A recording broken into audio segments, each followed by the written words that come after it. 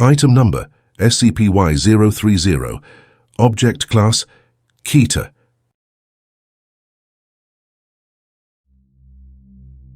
Special containment procedures. Due to the unpredictable manifestation patterns of SCP-Y-030, traditional containment is currently impossible. Instead, the Foundation employs a global network of EMF, electromagnetic field detectors, satellite surveillance and field agents specializing in rapid response to track and monitor potential manifestations. During the month of October, all field operatives are instructed to prioritize regions where fresh pumpkins are cultivated in large numbers, particularly in rural areas and pumpkin patches.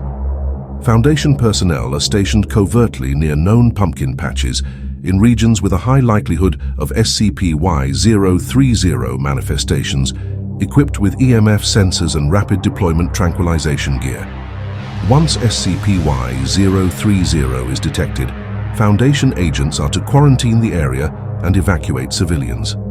However, under no circumstances are agents to engage or follow SCP-Y-030 once it abducts a victim, as no known method has succeeded in preventing the disappearances. At the end of October, Foundation agents are to investigate all wild spaces near SCP-Y-030's known manifestations for the characteristic pumpkin patches that form. These areas are to be secured and amnestics are to be administered to any civilians who stumble upon these locations.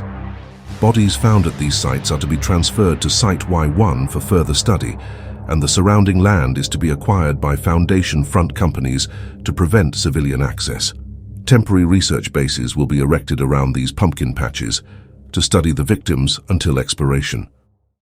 Description: SCP-Y-030, colloquially known as Hallow, is a seasonal entity that manifests during the month of October. For most of the year, SCP-Y-030 remains undetectable, only observable via subtle EMF fluctuations, which suggest its presence in certain areas without visual or physical evidence. It is theorized that SCP-Y-030 exists in a dormant state during these non-active months, though its location or form during this period is unknown. The entity appears to have an affinity for pumpkin patches, though it can also manifest within random pumpkins located in suburban or rural areas. Manifestation process: SCP-Y-030 first becomes active at the start of October, typically on October 1st, though its exact emergence is erratic and unpredictable. Upon selecting a pumpkin, preferably fresh, untouched ones from pumpkin patches, SCP-Y-030 manifests as a thick black ooze inside the pumpkin. The process is slow and insidious. The ooze seeps through the base of the pumpkin before growing and coalescing into a humanoid figure, using the pumpkin as a grotesque head for its new body. This body is composed entirely of the black substance, which solidifies into a vaguely human form with long, twisting limbs, crooked fingers, and a hunched posture. SCP-Y-030 stands between 2.1 and 2.5 meters in height. Its head, the pumpkin, remains relatively unchanged in its external appearance, but is hollowed out from the inside. The carved face typically found on jack-o'-lanterns seems to form naturally on SCP-Y-030's pumpkin head over time, though the exact design varies with each manifestation. The pumpkin head is sometimes carved with malevolent, grinning expressions or distorted, howling faces, all of which appear to move subtly when observed. Behavior: SCP-Y-030 is predatory, targeting individuals who are alone. It shows a preference for people in isolated areas, especially near forests, fields, or abandoned structures. Once SCP-Y-030 selects a target, it will silently stalk the individual, often observed lingering at the edge of visibility in dimly lit areas, blending with shadows and foliage. It is capable of moving at extreme speeds, though it rarely engages in direct confrontations. Instead, SCP-Y-030 prefers to strike when the individual is vulnerable or distracted, pulling them into nearby woods, fields, or even dense bushes where the victim is then abducted and anomalously transported. The process of abduction leaves no physical traces or remains, and any witnesses often report feeling a sudden, overwhelming sense of dread before realizing the person is missing. The victims of SCP-Y-030 are never seen again during the month of October, but they reappear by the end of the month. On or around October 31st, SCP-Y-030 demanifests, always leaving behind a small makeshift pumpkin patch in a wild or secluded area. This patch consists of the heads of its victims, which have been carved like jack-o'-lanterns, their faces contorted in terror, permanently frozen in a grotesque display. The bodies of the victims are absent, with their heads inexplicably attached to crude vines, made of the same black ooze SCP-Y-030 uses to form its body. These heads are arranged in neat rows, mimicking the appearance of a traditional pumpkin patch. The entity does not manifest or abduct individuals outside of October, leading researchers to believe it enters a hibernation-like state after completing its activities for the year. Additional observations. SCP-Y-030's body exhibits a peculiar anomalous viscosity when studied. Samples of the black ooze taken from the manifestation sites rapidly dissolve once removed from their original location, making it nearly impossible to analyze outside its immediate environment.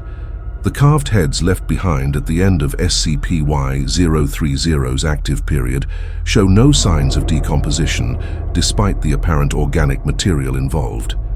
Autopsies have revealed that the heads are biologically alive, with faint electrical activity in the brain even after the decapitation, suggesting a form of suspended animation.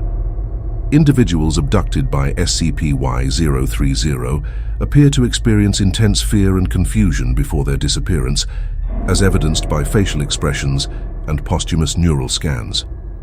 These individuals also seem to have full awareness of their fate before their death, indicating that they are conscious throughout the carving process.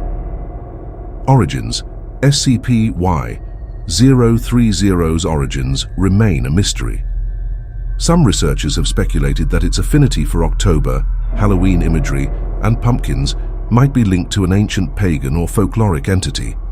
However, no historical records or mythological creatures exactly match SCP-Y-030's behaviors or characteristics.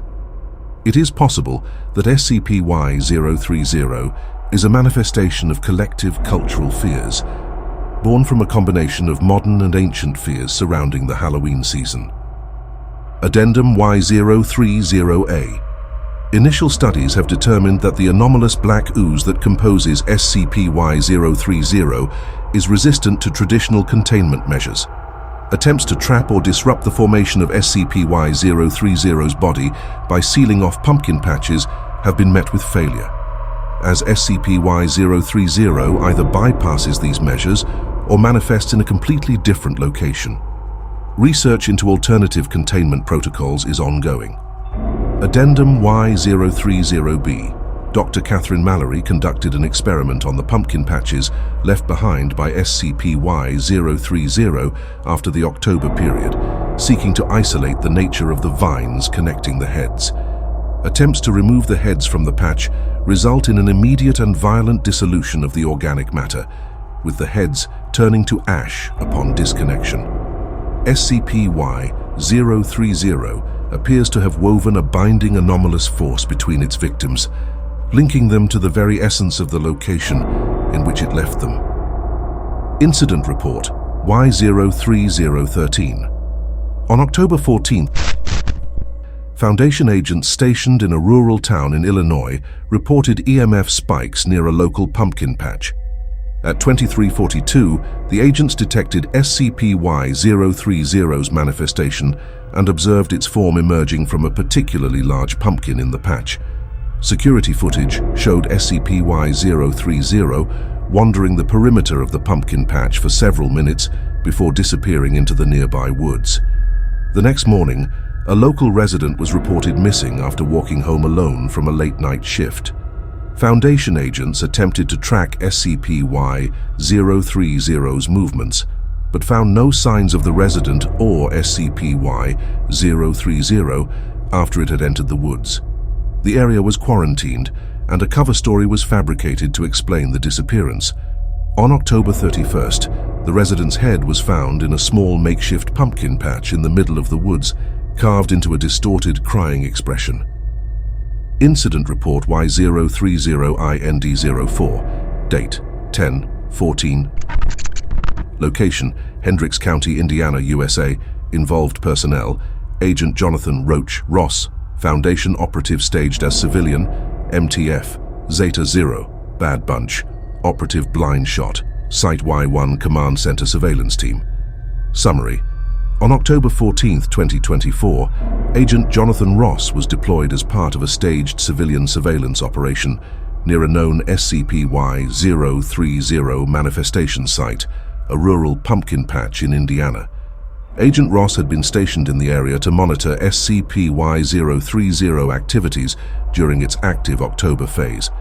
At approximately 1923 local time, while returning to his temporary housing from a grocery trip, Agent Ross received an urgent communication from Site-Y-1 Command.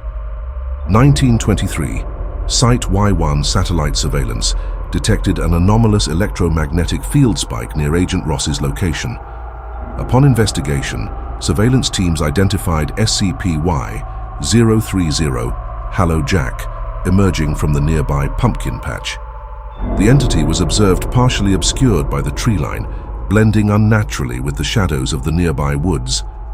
Hallow Jack had already taken full form, with a fresh pumpkin serving as its head and its elongated, ooze-like body stalking Agent Ross from behind at a distance of approximately 25 meters. 1925, Site-Y-1 personnel established direct communication with Agent Ross via an encrypted comm channel. Agent Ross was instructed to remain calm and not acknowledge Hallow Jack's presence, as the entity was known to possess speeds far exceeding human capabilities once it initiated pursuit. The comm team relayed that Hallow Jack was tracking him, but had not yet initiated an attack. 1926. Agent Ross continued walking toward his housing, maintaining composure as per instructions. MTF Zeta 0 operative blind shot was briefed on the situation, and a high-resolution image of the current manifestation of Hallow Jack was sent to him via secure channels. Blind shot, whose anomalous ability allowed him to sever his optic nerves and see targets from great distances after visualizing them, prepared to engage the entity from Site-Y-1. 1929. Blind shot successfully used his ability to remotely fire several .50 caliber rounds, anomalously and precisely striking Hallow Jack. Surveillance footage showed 3 rounds tearing through the entity's pumpkin head, causing chunks of the pumpkin to disintegrate. As the pumpkin head was reduced to fragments, Hallow Jack's body began to destabilize, with the black ooze rapidly evaporating into the ground. Agent Ross, now just meters from his housing unit, sprinted inside and barricaded the entrance. 1932. Agent Ross retrieved an automatic rifle from a hidden compartment in the kitchen. He was instructed to stay inside and await further orders, as Site-Y-1 believed Hallow Jack had been neutralized. However, satellite surveillance showed new movement in the nearby woods. Less than 3 minutes after Hallow Jack's apparent destruction, a second instance of the entity began to manifest. This new iteration of SCP-Y-030 emerged from the woods fully formed and proceeded to lumber toward Agent Ross's residence. 1934.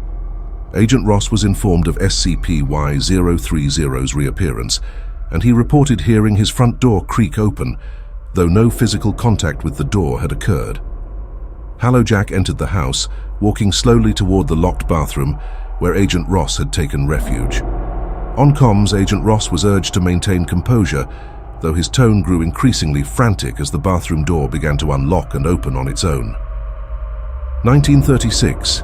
In desperation, Agent Ross unloaded his rifle into Hallow Jack as it breached the bathroom door. Despite the high-velocity rounds, the black ooze comprising Hallow Jack's body absorbed every shot without sustaining visible damage. The agent attempted to target the pumpkin head, but it was now covered in a thin layer of black ooze that rendered it impervious to bullets. 1937. Hallow Jack grabbed Agent Ross by the leg with one of its elongated, twisted hands and began dragging him out of the bathroom. Agent Ross's gunfire continued, but to no avail. On comms, Agent Ross screamed for immediate reinforcements, specifically requesting Blind Shot's assistance. However, Site-Y-1 personnel informed him that Blind Shot had passed out due to the physical strain caused by his anomalous ability and could not re-engage. 1938. Surveillance footage captured Hallow Jack dragging Agent Ross through the front entrance of the housing unit and toward the nearby woods. Once they reached the tree line, satellite and ground surveillance systems lost all visual and physical readings of both SCP-Y-030 and Agent Ross. The agent's gunfire abruptly ceased, and his comms went silent. All known traces of both the entity and the agent vanished from Foundation monitoring systems. 2013. After confirming the disappearance, MTF Zeta-0 was dispatched to the area for recovery and damage control. A sweep of the surrounding area yielded no immediate results. There was no physical evidence of Agent Ross's struggle, and all anomalous activity in the region had subsided. 10/31. During a scheduled search at the end of October, MTF Zeta-0 discovered a makeshift pumpkin patch in a secluded area of the woods, approximately 2 miles from Agent Ross's last known location. Among the carved heads arranged in the pumpkin patch was Agent Ross's, his face contorted into a grotesque frown, with his eyes wide in a permanent expression of terror. His head was affixed to a crude vine made of black ooze, similar to previous Hallow Jack manifestations. Analysis and conclusions. This incident marks a critical failure in attempting to combat SCP-Y-030 through remote targeting methods, as it appears to be capable of remanifesting immediately after destruction. The rapid formation of a second Hallow Jack, mere minutes after the first was obliterated, suggests that the entity may exist in a state where its body is disposable or easily replaced. It is also clear that SCP-Y-030 possesses advanced anomalous capabilities, including the ability to bypass traditional locks and barriers and prevent its victims from escaping, no matter the precautions taken. This abduction method leaves no evidence, making recovery efforts futile once a victim is captured. Agent Ross's eventual discovery in Hallow Jack's pumpkin patch further emphasizes the entity's ability to warp and manipulate organic material, as the agent's head was found in an impossibly preserved state, despite being removed from his body. The agent's death highlights the futility of direct confrontation and reinforces the need for continued development of containment strategies. Further research is underway to better understand SCP-Y-030's behavior, particularly its remanifestation capabilities and its selective targeting of lone individuals. Director's note: Hallow Jack presents an unusual challenge for containment, primarily because of its random manifestation patterns and temporal specificity. Efforts to predict its movements have been met with limited success, but the global spread of incidents suggests that its reach is far wider than initially thought. The recurring imagery of Halloween and jack-o'-lanterns ties SCP-Y-030 to an ingrained cultural fear, which may play a role in how it selects its victims. More extensive research into its origins and potential links to folklore may offer a means to mitigate the entity's threat, but for now, all Foundation personnel are advised to remain on high alert throughout the month of October. The discovery of a Hallow Jack pumpkin patch within Provisional Reality-Y-1 has placed this anomaly under Site-Y-1 jurisdiction. Personnel positioned within Provisional Reality-Y-1 are equally expected to maintain vigilance during the month of October. This is Director Knightley, signing off on another report at Site-Y-1. I hope you consider subscribing to stay up to date with our findings. I eagerly look forward to having your audience in future reports.